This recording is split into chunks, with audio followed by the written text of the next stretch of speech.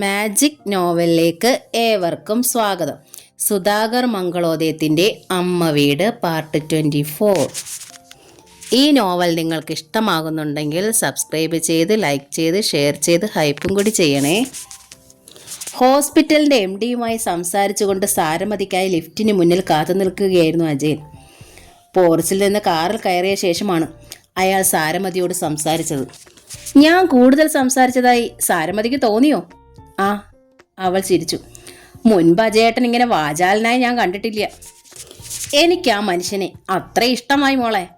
ഇഷ്ടം തോന്നിയാൽ ഞാൻ എൻ്റെ മുഴുവൻ എനർജിയും സ്നേഹവും അവിടെ ചെലവഴിക്കുമെന്നറിയാലോ. സത്യത്തിൽ നിന്റെ നാട്ടുകാരനെന്ന നിലയ്ക്ക് മാത്രമാ കാണാൻ ഞാൻ വന്നത്. പക്ഷേ ഇപ്പോൾ അദ്ദേഹത്തെ ഞാൻ എൻ്റെ ഏട്ടനായിട്ടാണ് കാണുന്നത്. നമ്മൾ ചെന്ന് പറയുമ്പോൾ അമ്മ തീർച്ചയായും പ്രശാന്തേട്ടനെ കാണാൻ ആഗ്രഹം പറയും. അമ്മയ്ക്ക് ടീച്ചറെ കാണാൻ ആഗ്രഹം. തിരുവനന്തപുരത്തുണ്ടെങ്കിൽ കൂട്ടിക്കൊണ്ടു ചെല്ലണമെന്ന് പറഞ്ഞത് ഓർമ്മയില്ലേ? ചിറ്റില്ലശ്ശേരിയിലാണെന്ന് അറിയുമ്പോൾ അമ്മ അടങ്ങിക്കോളും. ആകട്ടെ, ഡോക്ടർ ശ്രുതി എങ്ങനെ? ഞാൻ പരിചയപ്പെട്ടിട്ടുള്ള 75% പെണ്ണുങ്ങളുടെയും പ്രതിനിധിയാണ് ആ വ്യക്തി. സത്യത്തിൽ ഇവിടെ ഒരു അനുജത്തി ആയേക്കുമായിരുന്നു ഞാൻ കല്യാണം കഴിക്കേണ്ടി വരിക. ആ പത്രവാർത്തയിലൂടെ നിന്നെ കണ്ടുകിട്ടിയില്ലായിരുന്നെങ്കിൽ. കഷ്ടമായി പോയെന്ന് തോന്നണുണ്ടില്ലേ?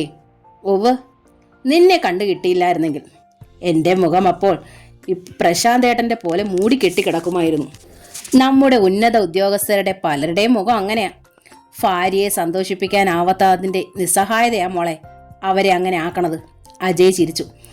അവരുടെ വണ്ടി ഗേറ്റ് കടന്നു പോയിട്ടും കുറേ സമയം കൂടി ശ്രുതി കോറിഡോറിൻ്റെ ജനാലയ്ക്കരികിൽ റോഡിലേക്ക് നോക്കി നിന്നു. പിന്നീടാണ് അവൾ പ്രശാന്തിൻ്റെ മുറിയിലെത്തിയത്. അവരെ യാത്രയാക്കാൻ താഴെ വരെ പോയോ താൻ? പ്രശാന്ത് ചോദിച്ചു. ഇല്ല, കോറിഡോറിൽ നിൽക്കുകയായിരുന്നു. കളക്ടർ തേടി വന്നത് തനിക്കൊരു ക്രെഡിറ്റ് ആയിട്ടുണ്ടാവും അല്ലേ? എൻ്റെ പക്ഷത്തു നിന്ന് കൊള്ളാവുന്ന ആളുകളൊന്നും വിസിറ്റേഴ്സായി വരാനില്ലായിരുന്നല്ലോ. ശ്രുതി മറുപടി പറഞ്ഞില്ല. പ്രശാന്ത് നിർത്തിയതുമില്ല.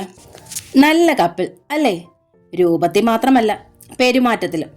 അവളെപ്പോലൊരു നാട്ടുകാരി എങ്ങനെ ഇവിടുത്തെ ഉന്നത വൃത്തവുമായി ചേർന്ന് പോകണമെന്ന് എനിക്ക് മനസ്സിലാവണില്ല.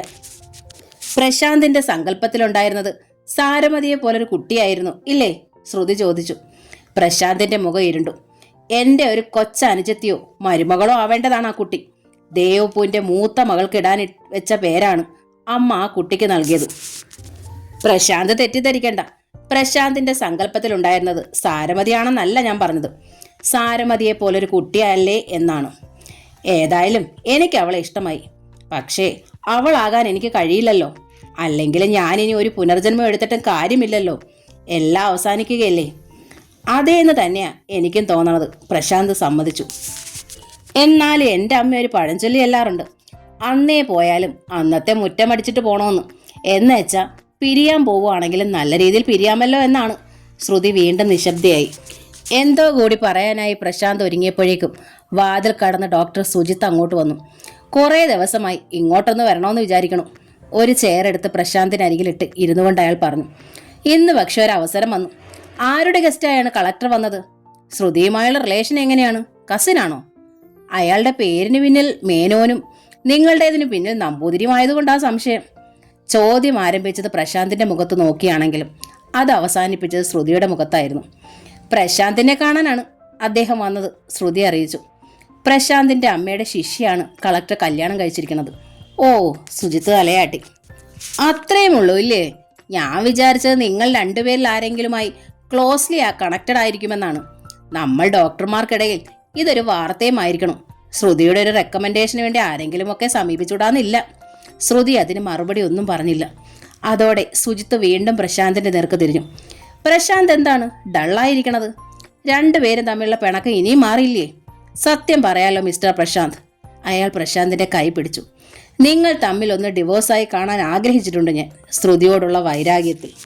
ശ്രുതിയുടെ ജീവിതം നശിക്കണമെന്ന് പോലും ഞാൻ അന്ന് ആഗ്രഹിച്ചിരുന്നു. പിന്നീടാണ് ശ്രുതിയെ എനിക്ക് മനസ്സിലായത്.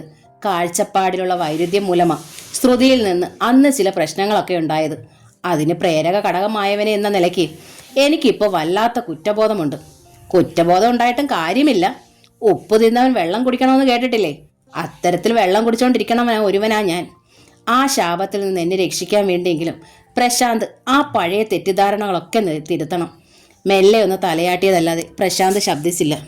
പ്രശാന്തിന്റെ ഡോക്ടർ എൻ്റെ അടുത്ത് പറഞ്ഞത് 2-3 ആഴ്ചയ്ക്കുള്ളിൽ പ്രശാന്തിന് ഇവിടെ നടന്നു പോകാനാവുമത്രേ. ഇപ്പോൾ തന്നെ നിങ്ങൾ ശരിക്കും സുഖപ്പെട്ടിരിക്കുന്നു.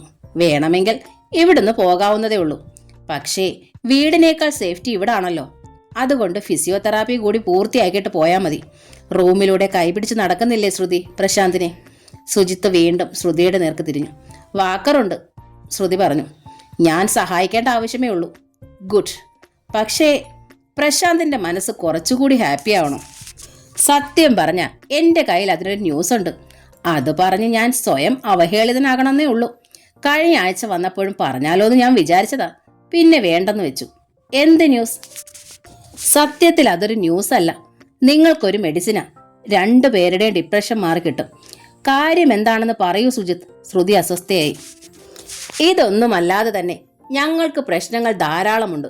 പ്രശാന്തിന്റെ കണ്ണുകളെ ജിജ്ഞാസയിൽ സുജിത്തിന്റെ മുഖത്തേക്ക് നീണ്ടു. ഞാൻ പറഞ്ഞല്ലോ, സുജിത്ത് ചിരിച്ചു. നിങ്ങളുടെ സർവ്വ അസ്വസ്ഥതയെ ശമിപ്പിക്കുന്ന മരുന്നാണിതെന്നും. സംഗതി നിസ്സാരമാണ്. എൻ്റെ ഭാര്യ എനിക്കായി ഡിവോഴ്സ് പെറ്റീഷൻ ഫയൽ ചെയ്തിരിക്കണം. ചെയറിൽ നിന്ന് അയാൾ മെല്ലെ എഴുന്നേറ്റു. സുജിത്തിന് പിന്നിലൂടെ ശ്രുതി പ്രശാന്തിനെ ഒന്ന് നോക്കി. ആ കണ്ണുകൾ പക്ഷേ ശ്രുതിയുടെ മുഖത്തായിരുന്നു. 2 പേരെ ശ്രദ്ധിക്കാതെയാണ് സുജിത്ത് തുടർന്നത്. വിവാഹത്തിനു മുമ്പേ എൻ്റെ കഴിഞ്ഞ ചരിത്രങ്ങളെല്ലാം ഞാൻ അയാളെ അറിയിച്ചിരുന്നതാണ്.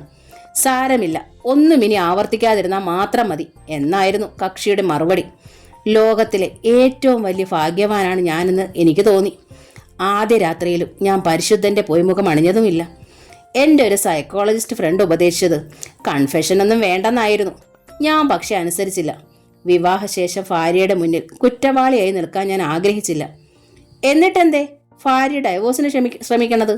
പ്രശാന്താണ് ചോദിച്ചത്. ഒന്നും ഇനി ആവർത്തിക്കില്ല എന്ന് പറഞ്ഞ വാക്ക് താങ്കൾ തെറ്റിച്ചോ? ഇല്ല. സുജിത്ത് പ്രശാന്തിന്റെ നേർക്ക് തിരിഞ്ഞു. ഞാൻ 100% സിൻസിയർ ആയിരുന്നു. എൻ്റെ കൺഫെഷനാ കുഴപ്പം ചെയ്തത്. തൊട്ടതിനൊക്കെ അയാൾക്ക് എന്നെ സംശയം. എൻ്റെ ബാഗുകളും അലമാരകളും ലാപ്ടോപ്പും എല്ലാം ഇടയ്ക്കിടെ പരിശോധിക്കും. കൊല്ലത്തെത്തിയാൽ അയാളുടെ കസിൻ പിള്ളേരോട് സംസാരിക്കണത് പോലും സംശയം. സൂക്ഷിക്കേണ്ട കക്ഷിയാണ് ഞാനെന്ന് അവരോടൊക്കെ വാൺ ചെയ്യും. ഒക്കെ തമാശയായിട്ടേ ഞാൻ എടുത്തുള്ളൂ. തമാശയല്ലെന്ന് അറിയാമായിരുന്നിട്ടും. ഞങ്ങളെ സന്തോഷിപ്പിക്കാൻ വേണ്ടി സുജിത്ത് കെട്ടുകഥ ചമയ്ക്കുകയാണല്ലോ, ശ്രുതി ചോദിച്ചു. കണ്ടോ, ഇതാണ് സംശയം. സ്ത്രീകളെ ഇത് പെട്ടെന്ന് പിടികൂടുമെന്ന് തോന്നുന്നു, ഇല്ലേ? സ്ത്രീകളെക്കാൾ പുരുഷന്മാരെയാണ് സുജിത്ത് ഇത് എളുപ്പം പിടികൂടുക. ഭാര്യ പ്രസവിച്ച കുട്ടി ജാരസന്തതിയാണെന്ന് വിശ്വസിച്ച് അതിനെ കിണറ്റിലെറിയുകയും ഭാര്യയുടെ കഴുത്ത് വെട്ടുകയൊക്കെ ചെയ്യുന്നത് പുരുഷന്മാരാണെന്ന് പത്രം വായിച്ചാൽ മനസ്സിലാക്കിക്കൂടെ? നമ്മുടെ ക്രിമിനൽസിന്റെ തന്നെ കണക്ക് പരിശോധിച്ചാൽ സ്ത്രീയേക്കാൾ എത്ര ഇരട്ടിയാണ് പുരുഷന്മാർ. സംസാരത്തിനിടയിൽ പ്രശാന്തിനെ ഒന്ന് കടാക്ഷിക്കാനും മറന്നില്ല ശ്രുതി. തർക്കത്തിന് ഞാനില്ല. സുജിത്തിന്റെ ഊർജം കേട്ടു. ഡിവോഴ്സ് അല്ലാതെ മറ്റൊന്നിനും ഇനി ചിന്തിക്കാനാവില്ലെന്നാണ് അവൾ പറയുന്നത്. വഴങ്ങുകയേ എനിക്ക് നിവർത്തിയുള്ളൂ. സ്വന്തം നിരപരാധിത്വം തെളിയിച്ചൂടെ സുജിത്തിന്? ശ്രുതി തിരക്കി.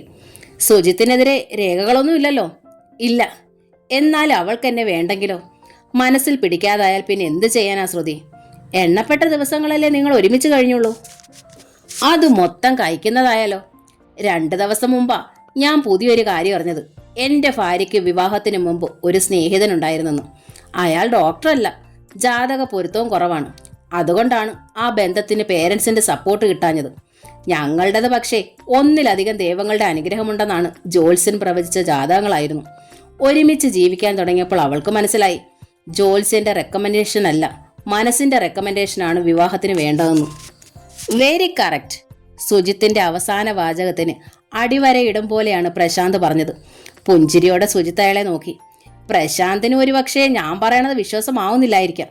എനിവേ, സംഭവം കോർട്ടിലെത്തുമ്പോൾ ഹോസ്പിറ്റലിൽ വാർത്ത പരക്കും. അപ്പോൾ വിശ്വസിച്ചാൽ മതി. യാത്ര പറയാതെ അയാൾ ഇറങ്ങി പുറത്തേക്ക് പോയി. ശ്രുതിക്കൊരു ചാൻസ് ആയിരിക്കണം. പ്രശാന്ത് ചിരിയോടെ ഭാര്യയെ നോക്കി. മനസ്സിലായില്ല. ശ്രുതിയുടെ മുഖം ഇരുണ്ടു. നമ്മൾ തമ്മിൽ പിരിഞ്ഞാലും പുനർവിവാഹം ഉണ്ടായേക്കാമെന്ന് ഒരിക്കൽ താൻ സൂചിപ്പിച്ചതാണല്ലോ. ഇപ്പോതാ സുജി ഫ്രീ ആവാൻ പോവുകയാണ്. നിങ്ങൾ പരസ്പരം അറിയുന്നവരാണല്ലോ, ഒരേ ജനസിൽപ്പെട്ടവർ, ഒരിക്കൽ പരസ്പരം ഇൻഫാക്ച്വേഷൻ തോന്നിയിരുന്നവർ, തെറ്റ് ചെയ്തെന്ന ബോധത്തിൽ പശ്ചാത്തപിക്കുന്നവരുമാണ് 2 പേരും. കുട്ടികളെ ഞാനിങ്ങെടുത്താൽ you will be very free. സെറ്റിയിൽ കൈകൾ പിണച്ചു വെച്ചിരുന്ന ശ്രുതി അനങ്ങിയില്ല. രാത്രിയായപ്പോൾ അവളുടെ പുതിയ ഡ്രൈവർ കുട്ടികളെ 2 പേരെ റൂമിലെത്തിച്ചു. പിറ്റേന്ന് ക്ലാസ് ഇല്ലെങ്കിൽ ലയയും യദുവും രാത്രി അച്ചയ്ക്കൊപ്പമാണ് ഉറക്കം. മക്കൾ വന്നാൽ പ്രശാന്ത് സന്തോഷത്തിന്റെ ഗിരിശൃംഗത്തിലെത്തും. 2 പേരും കൂടി അച്ചയെ കൈപിടിച്ച് നടത്താൻ തുടങ്ങിയപ്പോൾ ശ്രുതി എഴുന്നേറ്റു. ഞാനിന്ന് വീട്ടിൽ പോവുകയാണ്. വേണ്ട. എന്തോ ഒരാശങ്കയിൽ പ്രശാന്ത് തടഞ്ഞു. വേണം. ആ മുഖം മുറുകി. അപ്പൂപ്പനെ അമ്മമ്മയും കാണാൻ. അച്ഛേ. ലേ പെട്ടെന്ന് പ്രശാന്തിന്റെ കയ്യിൽ പിടിച്ചു. ഏതുക്കുട്ടം പറയുന്നത് പോലെ അമ്മ അപ്പൂപ്പനെയും അമ്മൂമ്മയും കാണാനാണ് പോയതെന്ന് എനിക്ക് തോന്നണില്ല. അച്ഛയോട് അമ്മ പിണങ്ങിപ്പോയതാണെന്നാ എൻ്റെ സംശയം. ഒരാഴ്ച മുമ്പ് വെയിൻ മുറിച്ച് ആത്മഹത്യ ചെയ്യുമെന്ന് അമ്മമ്മയോട് പറയണത് ഞാൻ കേട്ടതാ. എനിക്ക് പേടിയാണച്ചേ. ഞാൻ പോയി അമ്മയെ തിരിച്ചു വിളിക്കട്ടെ? ഈ ഓപ്പോള് വട്ടു പറയാ അച്ഛേ. യദു എതിർത്തു. അമ്മമ്മയെ പേടിപ്പിക്കാൻ അമ്മ പറഞ്ഞതാവും. വെയിൻ കട്ട് ചെയ്യാൻ അമ്മ എന്താ ഫൂളാണോ? അമ്മയൊരു ഡോക്ടറല്ലേ? തർക്കിക്കണ്ട. പ്രശാന്ത് കിടക്കയിൽ എഴുന്നേറ്റിരുന്നു. ഞാൻ പോയി വിളിച്ചോണ്ട് വരാം. അയ്യോ അച്ഛേ. യദു പ്രശാന്തിനെ വട്ടം കെട്ടിപ്പിടിച്ചു. ഫിസിയോതെറാപ്പി തീരും വരെ താനെ എണീക്കല്ലേ. ഞങ്ങൾ പോയി അമ്മയെ വിളിച്ചോണ്ട് വരാം. എങ്കിൽ വാ യദു. ലേ യദുവിൻ്റെ കൈക്ക് നേർക്ക് കൈ നീട്ടി. അച്ഛേ, ഞങ്ങൾ ഇപ്പോൾ വരാം. പിന്നീട് യദു മുൻപിലും ലേ പിറകിലുമായി പുറത്തേക്ക് ഓടി. അവർ ലിഫ്റ്റിന് മുന്നിലെത്തിയപ്പോൾ അത് താഴേക്ക് പോയി കഴിഞ്ഞിരുന്നു. വെയിറ്റ് ചെയ്യണ്ട, ലേ പറഞ്ഞു. നമുക്ക് സ്റ്റെയർ കേസ് ഓടി ഇറങ്ങാം. പക്ഷേ അവർ താഴെ ഗ്രൗണ്ടിലെ കാർ പാർക്കിങ്ങിലെത്തിയപ്പോൾ ശ്രുതിയുടെ കാർ കാണാനില്ല. ചുറ്റും കണ്ണോടിച്ചപ്പോൾ പുതിയ ഡ്രൈവർ രാജേഷ് അല്പം മാറി കൈ കെട്ടി നിൽക്കുന്നുണ്ട്. കുട്ടികൾ ഓടി ആ യുവാവിൻ്റെ അരികിലെത്തി. അമ്മ എവിടെ രാജേഷ് ഏട്ടാ? യദു ചോദിച്ചു. വണ്ടി എടുത്ത് പോയോ? ദാ ഇപ്പൊ ഗേറ്റ് കടന്നതേ ഉള്ളൂ, രാജേഷ് പറഞ്ഞു. രാജേഷ് ഏട്ടൻ എന്താ പോവാഞ്ഞേ? ലേ ചോദിച്ചു. തനിച്ചൊരിടം വരെ പോവണമെന്ന് ഡോക്ടർ പറഞ്ഞതുകൊണ്ടാ. എന്നോട് ഇവിടെ വെയിറ്റ് ചെയ്യാൻ പറഞ്ഞു. അല്ലെങ്കിൽ പ്രശാന്ത് സാറിന്റെ റൂമിലേക്ക് പോയിക്കോളാൻ പറഞ്ഞു. കുറച്ച് വെയിറ്റ് ചെയ്തിട്ട് മുകളിലേക്ക് വരാമെന്ന് വിചാരിച്ചു നിന്നതാ. അമ്മ അച്ഛയോട് വഴക്കിട്ട് പോയതാണെന്നാ തോന്നുന്നത് രാജേഷ് ഏട്ടാ, യദു പറഞ്ഞു. ലേ പെട്ടെന്ന് അവന്റെ വായ് പൊത്തിപ്പിടിച്ചു. എന്നിട്ട് രാജേഷിനോട് പറഞ്ഞു. ഇല്ല രാജേഷ് ഏട്ടാ, ഇവ നുണ പറയുക. യദുവിനെയും കൊണ്ട് അവൾ മുകളിലേക്ക് പോയി. ലിഫ്റ്റിൽ വെച്ച് ലയ അനിയനെ ശാസിച്ചു. എടാ ബുദ്ധൂസേ, അയാൾ നമ്മുടെ പുതിയ ഡ്രൈവറാ. അയാളുടെ ക്യാരക്ടർ പോലും നമുക്കറിയില്ല. അമ്മ അച്ഛയോട് വഴക്കിട്ടിരുന്നു പറഞ്ഞാൽ അയാൾ അത് ആരോടെങ്കിലും ഒക്കെ പറഞ്ഞാലോ? അയാളെ വിട്ട് അമ്മയെ വിളിപ്പിക്കാമെന്ന് കരുതിയാ ഞാൻ, യദു വിശദീകരിച്ചു. അമ്മയെ തിരക്കി പോകാൻ ഇറങ്ങിയതല്ലേ അച്ഛാ. അപ്പോഴാ അവർ പിണങ്ങി കാണുമെന്ന് എനിക്ക് തോന്നിയത്. നമുക്ക് അപ്പൂപ്പനെ വിളിച്ചു പറയാം, ലയ അറിയിച്ചു. അപ്പൂപ്പൻ അമ്മയെ വിളിച്ച് സംസാരിച്ചോളൂ. പക്ഷേ അമ്മയോടൊപ്പം രാജേഷ് ചേട്ടനും ഉണ്ടെന്നേ അച്ഛയോട് പറയാവൂ. ഇല്ലെങ്കിൽ അച്ഛ ഇറങ്ങി ഓടും. ലിഫ്റ്റിലെത്തും മുമ്പേ അച്ഛ വീഴുകയും ചെയ്യും. ശരി, യദു സമ്മതിച്ചു. കോറിഡോറിലെത്തിയതും ലയ ഫോൺ എടുത്ത് അപ്പൂപ്പനെ വിളിച്ച് വിവരം ധരിപ്പിച്ചു. ശ്രുതി അപ്പോൾ ടൗണിലെ ഒരു ക്രോസിംഗിൽ സിഗ്നൽ കാത്ത് കിടക്കുകയായിരുന്നു. ലൈറ്റിന്റെ നിറം മാറിയതും അവളുടെ വണ്ടി വേഗം ആർജിച്ചു. മറ്റു വാഹനങ്ങൾക്കോ ആളുകൾക്കോ അപകടം ഉണ്ടാക്കാത്ത രീതിയിൽ ജീവിതം അവസാനിപ്പിക്കാൻ ശ്രുതി തീരുമാനം എടുത്തു കഴിഞ്ഞിരുന്നു. പ്രശാന്തിനോടൊപ്പം ഇനി ഒരു പുതിയ ജീവിതം വേണമെന്നില്ല. അത് സാധിക്കുമെന്ന പ്രതീക്ഷയുമില്ല. പക്ഷേ ആ മനസ്സിൽ നിത്യമായൊരിടം വേണം. പ്രശാന്തനല്ലാതെ മറ്റൊരു വ്യക്തിക്കൊപ്പം ശ്രുതിക്ക് ജീവിതം വേണ്ട. അത് പക്ഷെ പ്രശാന്തനോട് പറയാനും അവൾ തയ്യാറല്ല. സ്വയം പ്രശാന്ത് അത് മനസ്സിലാക്കാനും പോകുന്നില്ല. എങ്കിൽ പിന്നെ എന്തിനായി യാതൊരു സന്തോഷവുമില്ലാത്ത ഈ നാടകം തുടരണം? ഇനിയും പ്രശാന്തിന് മക്കൾ മതി. അവർക്ക് തുണയായി പ്രശാന്തിന്റെ അമ്മയും. അവരുടെ സംതൃപ്തമായ ആ ജീവിതത്തിൽ ശ്രുതി എന്ന ഭാര്യ തീർത്തും ഒരധികപ്പറ്റാണ്. ഈ വണ്ടിക്കൊപ്പം തന്നെ കൂടി തകർത്ത് കളയാൻ സൗകര്യപ്രദമായ ഒരിടം തേടിയാണ് അവൾ യാത്ര ചെയ്തുകൊണ്ടിരുന്നത്. പെട്ടെന്നാണ് ശ്രുതിയുടെ മടിയിലിരുന്ന ഫോൺ ശ്രുതി മീട്ടിയത്.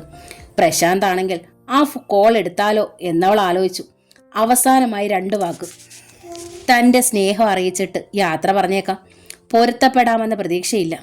സമാധാനത്തോടെ മരിക്കാൻ വേണ്ടി. പക്ഷെ ഫോൺ എടുത്ത് നോക്കിയപ്പോൾ അച്ഛൻ്റെ നമ്പറാണ്. കോൾ എടുക്കാതെ അത് അവസാനിക്കാൻ അവൾ കാത്തുനിന്നു. മ്യൂസിക് നിലച്ചതും തിടുക്കത്തിൽ അവൾ ഫോൺ സ്വിച്ച്ഡ് ഓഫ് ആക്കി. ആ നിമിഷം തന്നെ താൻ മരിച്ചു കഴിഞ്ഞെന്ന് ശ്രുതിക്ക് മനസ്സിലായി. ഇനി എനിക്ക് തടസ്സങ്ങളൊന്നുമില്ല. വണ്ടിയുടെ വേഗം അവൾ പിന്നെയും കൂട്ടി. പെട്ടെന്നാണ് വഴിയരികിൽ ഒരാൾ ഒരു വടി ചൂണ്ടി നിൽക്കുന്നത് കാഴ്ചയിൽപ്പെട്ടത്. ആദ്യം കാര്യമൊന്നും മനസ്സിലായില്ല. റോഡിലൂടെ കടന്നു പോകുന്ന ഏതെങ്കിലും വണ്ടി നിർത്താൻ വേണ്ടിയുള്ള അഭ്യർത്ഥനയാണ് അതെന്ന് പിന്നീട് ബോധ്യമായി. അപകടത്തിൽപ്പെട്ട ആരെങ്കിലും ആശുപത്രിയിൽ എത്തിക്കാനുള്ള ശ്രമമാണോ എന്ന സംശയം ഉണ്ടായതോടെ സാരമതിയുടെ കഥ ഓർമ്മ വന്നു. വണ്ടി നിർത്തിയ നിമിഷം ഞെട്ടിക്കുന്നൊരു സത്യം കൂടി ശ്രുതിക്ക് വ്യക്തമായി. ഒരു കാൽ മാത്രമുള്ള മനുഷ്യനാണ് കടന്നു പോകുന്ന വാഹനങ്ങളുടെ നേർക്ക് ആ വടി നീട്ടി നിൽക്കുന്നത്. അത് അയാൾ കുത്തി നടക്കുന്ന ഊന്നുവടിയായിരുന്നു. ഒറ്റക്കാലിനായ അയാളുടെ ബാലൻസ് ഒന്ന് തെറ്റിയാൽ ആ നിമിഷം മറിഞ്ഞ് താഴെ വീഴുമെന്നത് ഉറപ്പ്. മുന്നിലൊരു വണ്ടി നിർത്തിയത് ചൂണ്ടിപ്പിടിച്ചിരുന്ന വടി നിലത്ത് കുത്തിക്കൊണ്ട് ആ മനുഷ്യൻ തിടുക്കത്തിൽ ശ്രുതിക്ക് അഭിമുഖമായി. ആ നിമിഷം പുതിയൊരു നടുക്കം കൂടി അവളിലൂടെ കടന്നുപോയി. രാജസുലോചനയുടെ ഭർത്താവായ ഫൽഗുനനായിരുന്നു അത്.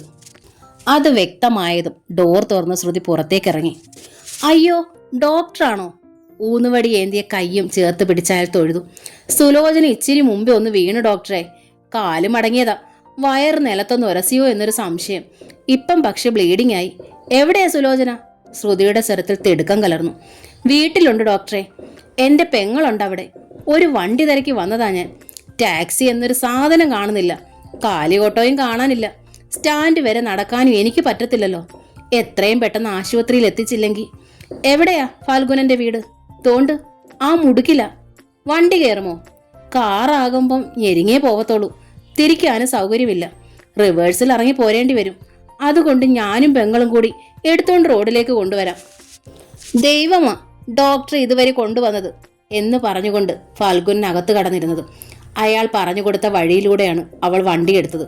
ശ്രുതി കൂടി താങ്ങിയെടുത്താണ് സുലോചനയെ കാറിൽ കിടത്തിയത്. ചോരയിൽ അവളുടെ വസ്ത്രങ്ങൾ കുതിർന്നിരുന്നു. കാറിലേക്ക് കിടത്തിയതും സുലോചന അബോധാവസ്ഥയിലായി. മുഴുവൻ വേഗത്തിലുമാണ് ശ്രുതി വണ്ടി പറത്തിയത്. സുലോചന രക്ഷപ്പെടുമോ എന്ന കാര്യത്തിൽ അവൾക്ക് നല്ല ആശങ്കയുണ്ടായിരുന്നു. യാത്രയിൽ തന്നെ ഹോസ്പിറ്റലിലേക്ക് വിളിച്ച് വിവരം നൽകാനും മറന്നില്ല. എല്ലാ സജ്ജീകരണങ്ങളും ചെയ്തിരിക്കണം. എനിക്ക് ഏറ്റവും വേണ്ടപ്പെട്ട ആളാ പേഷ്യൻ്റ്. ഫൽഗുനൻ ആ ഫോൺ സംഭാഷണം കേൾക്കുന്നുണ്ടായിരുന്നു. കൈകൾ കൂപ്പി കണ്ണുകൾ പൂട്ടി ശ്രുതിയുടെ അരികിലിരിക്കുകയായിരുന്നു അയാൾ. ഹോസ്പിറ്റലിൽ എത്തിയപ്പോൾ അത്യാവശ്യമായി വേണ്ടിയിരുന്നത് രക്തമായിരുന്നു. ഗ്രൂപ്പ് നിർണയിച്ചപ്പോൾ ശ്രുതിയുടെ അതേ ഒരു ഡെഫിഷ്യൻസിയിൽ പേഷ്യൻറ്റിന് ഒരു അപകടവും സംഭവിക്കരുത്. ശ്രുതി ഹോസ്പിറ്റലിലെത്തിയ വിവരം പക്ഷേ പ്രശാന്തോ മക്കളോ അറിഞ്ഞിരുന്നില്ല. അച്ഛയുടെ നിർബന്ധത്തിൽ കുട്ടികൾ ഇടയ്ക്കിടെ അപ്പൂപ്പനെ വിളിച്ചുകൊണ്ടിരുന്നു. അവൾ ഫോൺ ഓഫ് ചെയ്തിരിക്കുക മക്കളെ. ദാമോദരൻ നമ്പൂതിരിയും കരയുകയായിരുന്നു. പോലീസിൽ വിവരം അറിയിച്ചാലോ എന്ന് ആലോചിക്കുക ഞാൻ. പക്ഷേ അവൾ അത്യാവശ്യമായി മറ്റെവിടേക്കെങ്കിലും പോയിരിക്കുകയാണെങ്കിൽ അത് നാണക്കേടാവില്ലേ? ഏതായാലും ഞാൻ അവളുടെ MD ഒന്ന് സംസാരിക്കട്ടെ. പ്രശാന്തിനോട് സമാധാനമായിരിക്കാൻ പറയും. കഴിഞ്ഞതിനൊക്കെ ഭാര്യയെ പീഡിപ്പിക്കണതൊന്നും നിർത്താനും നിങ്ങൾ അച്ഛയോട് അപേക്ഷിക്കൂ. അപ്പൂപ്പൻ വീണ്ടും വിളിക്കാം. അപ്പൂപ്പൻ അറിയിച്ച അത്രയും കാര്യങ്ങൾ കുട്ടികൾ അച്ഛയും ബോധിപ്പിച്ചു. 10 മിനിറ്റ് കഴിഞ്ഞില്ല. ഫോൺ വീണ്ടും ശബ്ദിച്ചു. നമ്പർ ശ്രദ്ധിച്ചിട്ട് പ്രശാന്ത് ഫോൺ ലേക്ക് നീട്ടി. അവളാണ് കോൾ എടുത്തത്. എന്തേ അപ്പൂപ്പ, വല്ല വിവരവും കിട്ടിയോ? ആ അന്വേഷണം പ്രശാന്തിൽ വല്ലാത്ത ഉദ്വേഗം സംഭ്രാന്തിയും ഉണർത്തിയിരുന്നു. നിങ്ങൾക്ക് അച്ഛയ്ക്കും മക്കൾക്കും ഭ്രാന്ത, ദാമോദരൻ നമ്പൂതിരി അറിയിച്ചു. എൻ്റെ മകൾക്ക് പക്ഷെ അതില്ല. അതുകൊണ്ട് അവൾ ആത്മഹത്യ ചെയ്യേണ്ട കാര്യവുമില്ല. അവൾ ഹോസ്പിറ്റലിൽ തന്നെയുണ്ട്. ലയ ഫോൺ പെട്ടെന്ന് അച്ഛയുടെ നേർക്ക് നീട്ടി. പ്രശാന്ത് അത് വാങ്ങി കാതോട് ചേർത്തു.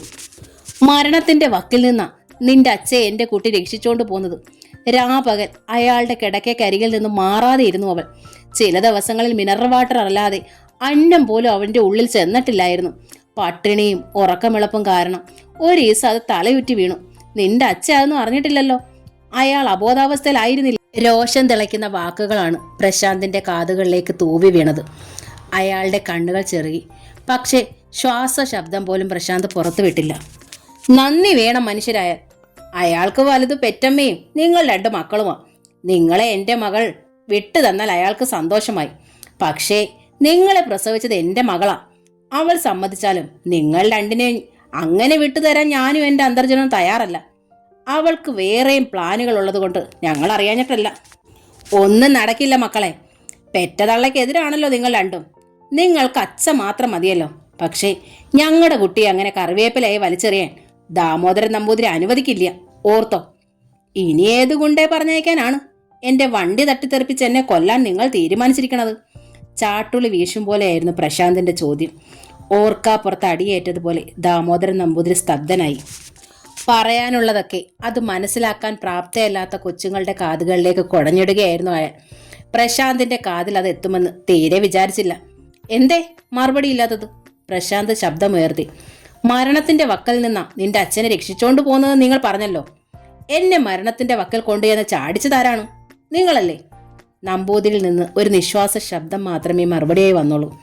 അതിന് കാരണക്കാരിയായതാരാണ്? നിങ്ങളുടെ മകളല്ലേ? ഞാനിത് ഈ ഹോസ്പിറ്റലിൽ MD അറിയിക്കാൻ തീരുമാനിച്ചു. ഈ ജില്ലയുടെ കളക്ടറെയും. എൻ്റെ ജീവൻ എനിക്ക് സംരക്ഷണം വേണം. നിങ്ങൾ എന്തു പറയുന്നു? മറുപടിക്ക് പകരം കോൾ കട്ടായത് പ്രശാന്ത് അറിഞ്ഞു. ശക്തിയിൽ കിതച്ചുകൊണ്ട് അയാൾ ഫോൺ മകളെ ഏൽപ്പിച്ചു. ഫോൺ വാങ്ങിക്കൊണ്ട് ലയ തിരക്കി. നേരാണോ അച്ഛേ ഈ പറഞ്ഞത്? അച്ഛയുടെ ബൈക്ക് തട്ടിത്തെറിപ്പിച്ചത് അപ്പൂപ്പനയച്ച ഗുണ്ടയാണോ? അതെ. പ്രശാന്ത് പല്ല് ഞെരിച്ചു. നിങ്ങൾ അറിയേണ്ട സത്യമായതുകൊണ്ടാ ഞാനിത് പറയണത്. നാളെ നിങ്ങളെ ഒഴിവാക്കേണ്ടി വന്നാലും ആ മനുഷ്യൻ ഇത് ചെയ്യും. എനിക്ക് അപ്പൂപ്പനെ ഒട്ടും ഇഷ്ടമല്ല യദു പറഞ്ഞു. എനിക്ക് എൻ്റെ അച്ഛയെ ഒഴിച്ച് ആരെയും ഇഷ്ടമല്ല, ലേ പൂർത്തിയാക്കി. ഇതുവരെ അമ്മയോടൊരല്പം ഇഷ്ടമുണ്ടായിരുന്നു. പക്ഷേ അമ്മ ഈ ഹോസ്പിറ്റലിൽ തന്നെ ഉണ്ടെന്ന് അപ്പൂപ്പൻ പറഞ്ഞപ്പോൾ ആ ഇഷ്ടവും പോയി. നമ്മൾ എത്ര സങ്കടപ്പെട്ടു, എത്ര വഴിപാട് നേർന്നു. ഇങ്ങനെ വിഷമിപ്പിക്കണ്ടായിരുന്നു. അമ്മ ഇവിടെ ഒളിച്ചിരിക്കുകയല്ലായിരുന്നോ? അല്ലേലും അച്ഛയെ ആക്സിഡന്റ് ഉണ്ടാക്കി ആശുപത്രിയിലാക്കിയത് അമ്മ കൂടി അറിഞ്ഞുകൊണ്ടാണെങ്കിൽ ആ അമ്മയെ നമ്മളെന്തിനാ ഇങ്ങനെ സ്നേഹിക്കണത്? അച്ഛയ്ക്ക് വേണ്ടി നിങ്ങൾ അമ്മയെ വെറുക്കണ്ട, പ്രശാന്ത് പറഞ്ഞു. അച്ഛയ്ക്ക് അതിന് വേറെയും കാരണങ്ങളുണ്ട്. ഞങ്ങൾക്കുമുണ്ട് കാരണങ്ങൾ. ലേ ശരിക്കും ദേഷ്യത്തിലായിരുന്നു. ഈ ഹോസ്പിറ്റലിൽ ഒളിച്ചിരുന്നോണ്ട് അമ്മ ഞങ്ങളെ സങ്കടപ്പെടുത്തിയത് മാത്രം മതി ഞങ്ങൾക്ക്. ക്യാൻറ്റീനിൽ നിന്ന് സപ്പർ കൊണ്ടുവന്നപ്പോൾ അച്ഛനും മക്കളും ഒരുമിച്ച് അത് കഴിച്ചു. അവർ ഉറങ്ങാൻ തുടങ്ങുമ്പോഴാണ് ശ്രുതി മുറിയിലേക്ക് കയറി വന്നത്. അലമാരയിൽ നിന്ന് അലക്കിയ ഡ്രസ്സ് എടുത്തുകൊണ്ട് അവൾ നേരെ ബാത്റൂമിൽ പോയി. കുളിച്ച് വേഷം മാറ്റി ശ്രുതി വെളിയിൽ വന്നപ്പോഴേക്ക് കുട്ടികൾ രണ്ടുപേരും ഉറങ്ങിക്കഴിഞ്ഞിരുന്നു. സപ്പർ കഴിച്ചോ? അവൾ പ്രശാന്തിനോട് ചോദിച്ചു. അയാൾ മിണ്ടിയില്ല. പ്രശാന്ത് വിലക്കേട്ട് ഞാൻ പോയതിൻ്റെ ദേഷ്യമാണെങ്കിൽ എന്നോട് ക്ഷമിക്കണം. എനിക്കപ്പോൾ എൻ്റെ നിയന്ത്രണം വിട്ടുപോയിരുന്നു. ജീവിക്കണമെന്ന ആശയം. സ്റ്റോപ്പ്. കിടന്ന കിടപ്പിൽ പ്രശാന്ത് കൈ ചൂണ്ടി. തോന്നുമ്പോൾ ഓരോന്ന് ചെയ്യുകയും പിന്നീട് ക്ഷമ പറയുകയും ചെയ്യണ പതിവിനി വേണ്ട. ഞാൻ കിടക്കണ ഈ മുറിയിൽ പോലും ഡോക്ടർ ശ്രുതി ഇനി പ്രവേശിക്കണത് എനിക്ക് ഇഷ്ടമല്ല. അകലെ നിന്നായാൽ പോലും ഈ മുഖം ഇനി കാണണതും എനിക്കിഷ്ടമല്ല. പ്ലീസ് എന്നോട് കരുണ കാണിക്കുക. അയാൾ മുഖം തിരിച്ചു വെച്ചു. പ്രശാന്ത്. ശ്രുതിയുടെ തൊണ്ടയിടറി. പ്രശാന്തിന്റെ ആജ്ഞ അവഗണിച്ച് ഞാൻ ഇറങ്ങിപ്പോയതിന്റെ പേരിലാണ് ഈ ദേഷ്യമെങ്കിൽ എനിക്ക് സങ്കടമില്ല. കാരണം സ്നേഹമുള്ളപ്പോഴാ ആളുകൾക്ക് ദേഷ്യം വരിക. എനിക്ക് സ്നേഹമല്ല, വെറുപ്പാ. പ്രശാന്ത് വീണ്ടും ഭാര്യയുടെ നേർക്ക് തിരിഞ്ഞു. ദയവ് ചെയ്ത് ശല്യപ്പെടുത്താതെ ഒന്ന് ഇവിടുന്ന് ഇറങ്ങിപ്പോകൂ. സ്നേഹത്തെക്കുറിച്ച് സംസാരിക്കണ ഈ മനസ്സിനകത്ത് എന്തായിരുന്നു എന്ന് എനിക്ക് മനസ്സിലായി. താൻ വല്ല അവിവേകവും കാട്ടുമെന്ന് ഭയന്ന് ഇവിടെ നിന്ന് ഇറങ്ങി ഓടാൻ വെമ്പിയിരുന്ന ഞാൻ വിഡ്ഢിയായി. അവിവേകം കാട്ടാൻ തന്നെയാ പോയത്. ഇനി ഇവിടേക്ക് തിരിച്ചു വരുമെന്ന് വിചാരിച്ചതുമില്ല. എന്നിട്ട് ആരാ തടഞ്ഞത്? പരിഹാസമായിരുന്നു പ്രശാന്തിന്റെ മുഖത്ത്. എന്നെയും കുട്ടികളെ ഇട്ട് ഭ്രാന്ത് പിടിപ്പിക്കുകയായിരുന്നു തന്റെ ലക്ഷ്യമെന്ന് എനിക്ക് മനസ്സിലായി. പുറകെ ഇറങ്ങി ഓടി വന്ന് ഞാൻ വീണ്ടും കുഴഞ്ഞു വീണാൽ സന്തോഷമാകുമായിരുന്നല്ലോ തനിക്ക്. ഇല്ല പ്രശാന്ത്, അങ്ങനെയൊന്നും ഞാൻ ഓർത്തില്ല. വേണ്ട, കൂടുതൽ സംസാരം വേണ്ട. ഈ മുറി വിട്ട് ഇറങ്ങി പോയാൽ മതി. എനിക്ക് പറയാനുള്ളത് കേട്ടിട്ട്. വേണ്ട, ഇനി താൻ ശബ്ദിച്ചാൽ ഞാൻ ഇവിടെ നിന്ന് ഇറങ്ങി ഓടും. വേണോ? ശ്രുതി തോറ്റു. വേണ്ട, അവൾ തൊഴുതു. പിന്നെ നിറഞ്ഞൊഴുകിയ കണ്ണുകൾ തുടയ്ക്കാതെ പുറത്തിറങ്ങി നടന്നു. വാതിൽ കടന്നതും ശ്രുതിയുടെ ഫോൺ ശബ്ദിക്കാൻ തുടങ്ങി. നമ്പർ നോക്കാതെ അവൾ കോൾ എടുത്തു. ഫൽഗുനനാണോ വിളിക്കുന്നതെന്ന് ശ്രുതിക്ക് ഭയമുണ്ടായിരുന്നു. വെറും 12 മണിക്കൂർ വിധിക്കപ്പെട്ട സുലോചന കോമയുടെ വക്കീലായിരുന്നു. കോൾ എടുത്തതും അവൾ ഫോൺ കാതോടമർത്തി. യെസ്, ഡോക്ടർ ശ്രുതി. മോളെ. സുമംഗല ടീച്ചറുടെ സ്വരം ശ്രുതിയുടെ കാതിലെത്തി. ഇത് അമ്മയാ. ശ്രുതിയിൽ ഒരു കോരിത്തഴുപ്പുണർന്നു. മരിക്കാൻ പ്രേരിപ്പിച്ച നിമിഷങ്ങളായിരുന്നു തൊട്ടു മുമ്പേ കടന്നുപോയത്. ഇപ്പോൾ മനസ്സിൽ അമൃത് പെയ്ത അവസ്ഥയായി. അമ്മേ. ശ്രുതിക്ക് തൊണ്ടയിടറി. അമ്മ എന്നെ വിളിച്ചല്ലോ. അമ്മയുടെ മുന്നിൽ ഒന്നും ഒളിക്കണ്ട എന്ന് അവൾ തീരുമാനിച്ചു. ജീവിക്കണ്ട എന്ന് എനിക്ക് തോന്നിയ സമയത്താ അമ്മ വിളിച്ചത്. എന്താ മോളെ കാര്യം? ഉണ്ണിക്ക് എന്തേലും പ്രശ്നം? സംഭ്രാന്തിയിൽ ആ ശബ്ദം വിറയ്ക്കണമെങ്കിൽ ശ്രുതിക്ക് കേൾക്കാമായിരുന്നു. പ്രശാന്തിന് കുഴപ്പമൊന്നുമില്ലമ്മേ. താമസിയാതെ ഹോസ്പിറ്റൽ വിടാം. പിന്നെന്താ കുട്ടി? പ്രശാന്തിന് എന്നെ വേണ്ടാതായിരിക്കണമ്മേ. വിവാഹമോചനത്തെക്കുറിച്ച് നേരത്തെ തന്നെ തീരുമാനിച്ചതാ. പക്ഷേ അത് മോളെ, നീ പണ്ട് വിവാഹമോചനത്തെക്കുറിച്ച് പറഞ്ഞതിൻ്റെ വാശി കാണിക്കുകയാവും അവൻ. അല്ലമ്മേ, എൻ്റെ മനസ്സ് മാറിയെന്ന കാര്യം അമ്മയുടെ ഉണ്ണിക്കറിയാം. പക്ഷേ അദ്ദേഹത്തിന് ഇപ്പോൾ എന്നെ വേണ്ട. ആ മനസ്സിൽ നിന്ന് ഞാൻ പുറത്തായിരിക്കണം. അപ്പോൾ പിന്നെ തൊട്ടതൊക്കെ കുറ്റമാവും. എവിടേക്കെങ്കിലും വണ്ടി കൊണ്ടുപോയി ഇടിപ്പിച്ച് മരിച്ചേക്കാമെന്ന് വിചാരിച്ചു കുറച്ചു മുമ്പേ ഞാൻ. വണ്ടിയും എടുത്ത് പുറത്തു പോയതാ. അപ്പോൾ പക്ഷേ അപകടത്തിൽപ്പെട്ട ഒരു വ്യക്തിയെ രക്ഷിക്കാനുള്ളൊരവസരം വന്നു. അതിനെ ആശുപത്രിയിൽ എത്തിച്ച് എന്നാലാവുന്നതെല്ലാം ചെയ്തിട്ട് തിരികെ റൂമിലെത്തിയപ്പോൾ പ്രശാന്ത് പഴയതിൽ ഇരട്ടി ക്ഷോഭത്തിലായി. പ്രശാന്തിനെ പ്രകോപിപ്പിക്കാൻ വേണ്ടിയാ ഞാൻ പുറത്തു പോയതെന്നായി ആരോപണം. ഞാൻ പുറത്തിറങ്ങി പോയില്ലെങ്കിൽ പ്രശാന്ത കിടക്ക വിട്ടിറങ്ങി ഓടുമെന്നായി ഭീഷണി. ഞാൻ എന്ത് ചെയ്യും അമ്മേ? പുറത്ത് കോറിഡോറിൽ ഇറങ്ങി നിൽക്കുക ഞാൻ. നേരിയ ഏങ്ങലുകളല്ലാതെ മറുപടി ഒന്നും മറുപുറത്ത് നിന്ന് കിട്ടിയില്ല. നല്ല സാധനങ്ങൾ കേടുവന്നാൽ അത് ഉപയോഗിക്കാൻ കഴിയാത്ത വിധം അധമമാകുമെന്ന് ഒരിക്കൽ അമ്മ തന്നെ എൻ്റെ അടുത്ത് പറഞ്ഞത്. ശ്രുതി തുടർന്നു. പ്രശാന്തിനെ പോലെ നന്മയുള്ളൊരു പുരുഷനെ വേറെ കണ്ടിട്ടില്ലെന്ന് എനിക്ക് മുൻപേ തോന്നിയിരുന്നു. അന്ന് അദ്ദേഹത്തെ പക്ഷെ ഞാൻ നോവിച്ചിട്ടേ ഉള്ളൂ. എന്നാൽ ഇന്നത്തെ പ്രശാന്തിൻ്റെ മാറ്റം. മോൾ ക്ഷമിക്കണമെന്നാ അമ്മയ്ക്ക് അപേക്ഷിക്കാനുള്ളത്. പ്രശാന്തിൻ്റെ അമ്മ എന്ന നിലയ്ക്കാ ഞാൻ പറയണത്. അമ്മയാണെങ്കിൽ ഞാൻ പ്രശാന്തിൻ്റെ ഭാര്യയാണല്ലോ. എത്ര വേണമെങ്കിലും ക്ഷമിക്കാൻ ഞാൻ തയ്യാറാണമ്മേ. ഞാൻ മുറി വിട്ടു പോണോന്ന് വാശി പിടിച്ച ഞാൻ എന്താണമ്മേ ചെയ്യുക? അകലെ ഇരുന്ന് അവന് വേണ്ടി പ്രാർത്ഥിക്കാനല്ലേ മോളെ എനിക്ക് കഴിയൂ. എൻ്റെ ആഗ്രഹം അമ്മ ഇവിടെ വന്ന് പ്രശാന്തിനോടൊപ്പം താമസിക്കണമെന്നാ. പ്രശാന്തിനത് വലിയ ആശ്വാസമാവും, സന്തോഷവുമാവും. കുട്ടികൾക്കും അത് ഗുണം ചെയ്യും. എന്നെ പക്ഷേ അവർക്ക് വേണ്ടാതായിരിക്കണോ അമ്മേ? അതൊക്കെ താൽക്കാലികമാവും മോളെ, ഒക്കെ ശരിയാവും. പ്രശാന്ത് ഒരു ദുഷ്ടനൊന്നുമല്ല, എനിക്കറിയാം. അവൻ നിന്നിലേക്ക് തിരിച്ചു വരും. എന്നിട്ട് മോൾ എന്ത് ചെയ്യാൻ പോണു? എനിക്ക് ഈ ജീവിതം മതിയായമ്മേ. ഒരിക്കലും എൻ്റെ കുട്ടി അങ്ങനെ ചിന്തിക്കരുത്. പ്രശാന്തിന് നിനക്ക് വേണ്ടെങ്കിൽ നീ പുനർവിവാഹം ചെയ്യണതിൽ അമ്മ ഒരു തെറ്റും പറയില്ല. ഇല്ലമ്മേ, പ്രശാന്ത് അല്ലാതെ ഒരു പുരുഷൻ ജീവിതത്തിൽ കടന്നു വരണതിനെ കുറിച്ച് എനിക്ക് സങ്കല്പിക്കാനേ ആവില്ല. എന്ന് ഞാൻ അങ്ങനെയായിരുന്നു. എന്നിട്ടും വിവാഹമോചനത്തെക്കുറിച്ച് ഞാൻ പ്രശാന്തിനോട് സംസാരിച്ചു. പ്രശാന്തിന്റെ മുന്നിൽ വെച്ച് ഡോക്ടർ സുജിത്തുമായി അടുപ്പം ഭാവിച്ചു. അതൊക്കെ പ്രശാന്തിനെ എന്നിലേക്കൊന്ന് ഒന്നിനോട് അടുപ്പിക്കാനുള്ള എൻ്റെ മണ്ടൻ അടവുകളായിരുന്നമ്മേ. അങ്ങനെ എൻ്റെ പ്രശാന്ത് എന്നിൽ നിന്ന് എന്നേക്കുമായി അകന്നുപോയി. ഇനി അടുപ്പിക്കാനാവില്ലമ്മേ. അങ്ങനെ ഒരു പ്രത്യേക വ്യക്തിത്വമാണ് പ്രശാന്തിൻ്റെത്. എന്നാലും ഞാൻ പ്രസവിച്ച കുട്ടിയല്ലേ അവൻ. വളർത്തിയത് ഞാനാ. അവൻ്റെ വ്യക്തിത്വത്തിലും എൻ്റെ ഒരു സ്വാധീനമുണ്ട് മോളെ. മോളെ മനസ്സിലാക്കാൻ അവന് കഴിയുന്ന എൻ്റെ ഉറച്ച വിശ്വാസം.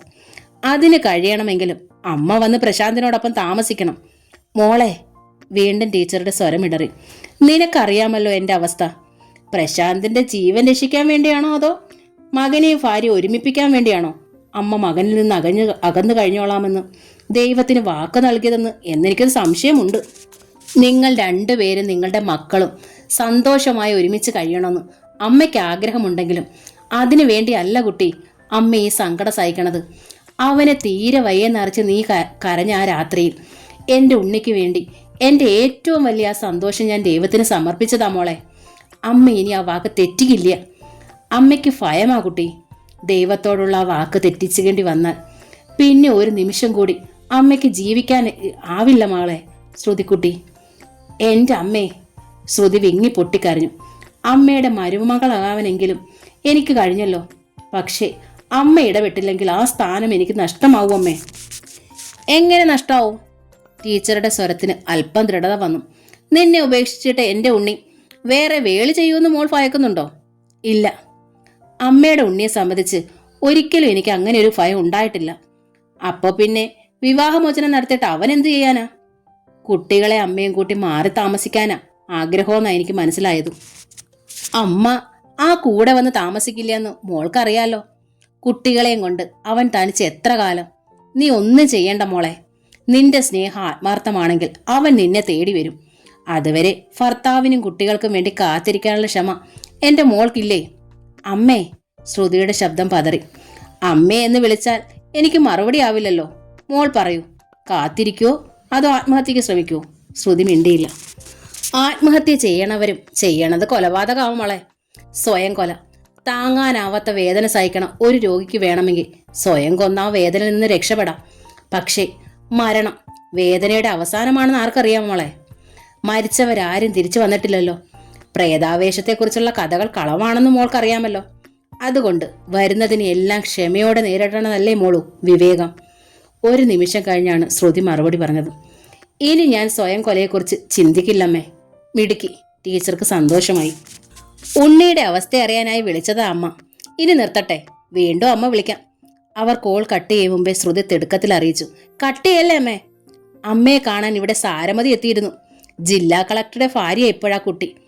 അമ്മ താമസിക്കണ മഠത്തിലെ പോറ്റിയുടെ നമ്പർ ഞാൻ അവൾക്ക് കൊടുത്തിട്ടുണ്ട്. ഈശ്വര, ടീച്ചർ വിതുമ്പി. നിന്റെ സാരു, അതിനെ ഒരു നോക്ക് കാണാൻ ഞാൻ എത്ര കൊതിച്ചു. അതിലധികം കൊതിച്ചത് ആ കുട്ടിയമ്മേ. അവൾ അമ്മയുടെ അടുത്ത് വരും. അമ്മയുടെ അനുഗ്രഹം കൊണ്ട് ഏത് പെണ്ണും കൊതിക്കണം ഒരു നല്ല ജീവിതം അവൾക്ക് കിട്ടുകയും ചെയ്തിരിക്കണം. പക്ഷേ അമ്മയെ സങ്കടപ്പെടുത്തുന്ന ഒരു കാര്യം കൂടി എനിക്ക് പറയാനുണ്ട്. പറയാതിരിക്കണത് ശരിയല്ലെന്ന് തോന്നണത് കൊണ്ട് മാത്രമാണ് ഞാൻ പറയണത്. മോളൊന്ന് പറയൂ, അമ്മയെ ഭയപ്പെടുത്താതെ. സാരുവിനെ പോലെ അമ്മ സ്നേഹിച്ചിരുന്നതല്ലേ സുലുവും? രാജസുലോചന. ഇരട്ട കുട്ടികളെ ഗർഭം ധരിച്ചിരുന്ന സുലോചന ഒന്ന് വീണു. ക്രിട്ടിക്കൽ സ്റ്റേജിൽ എവിടെ എത്തിയിട്ടുണ്ട്. ഒന്നും പറയാറായിട്ടില്ല. 6 മാസേ ആയിട്ടുള്ളൂ. അമ്മ പ്രാർത്ഥിക്കണം. ഉണ്ണിയുടെ കാര്യത്തിൽ ചെയ്തതുപോലെ പ്രതിജ്ഞയൊന്നും എടുത്തേക്കരുത്. രക്തം ഒരുപാട് പോയി. എൻ്റെ ബ്ലഡാണ് നൽകിയിരിക്കുന്നത്. അമ്മയുടെ പ്രാർത്ഥന കൂടി ഉണ്ടായാൽ. കൃഷ്ണ, ടീച്ചർ നിലവിളിച്ചു. എന്തിനാ കുട്ടി എന്നോടിത് പറഞ്ഞത്? എനിക്കിത് താങ്ങാനാവില്ലല്ലോ. താങ്ങാനാവാതെ അമ്മ പ്രാർത്ഥിച്ചാൽ സുലോചന രക്ഷപ്പെടും. വൈകിയുള്ള പ്രഗ്നൻസി, ഇരട്ടക്കുട്ടികൾ, മാസം തികഞ്ഞിട്ടുമില്ല, കൂട്ടത്തിൽ വീഴ്ചയും. അമ്മയുടെ മാനസിക പിന്തുണ ആഗ്രഹിച്ച അമ്മയെ ഞാൻ പറഞ്ഞത്. അവളുടെ വിവരമറിയാൻ ഞാനിനി എപ്പോൾ വിളിക്കണം കുട്ടി? രാവിലെ മതി. നേരം പുലർന്നിട്ട് സേഫായിരുന്ന നമ്മുടെ സുലോചന രക്ഷപ്പെടുമേ. പക്ഷെ ഡെലിവറി വരെ ബെഡ് റെസ്റ്റ് വേണ്ടി വരും, ഇന്റൻസീവ് കെയറും.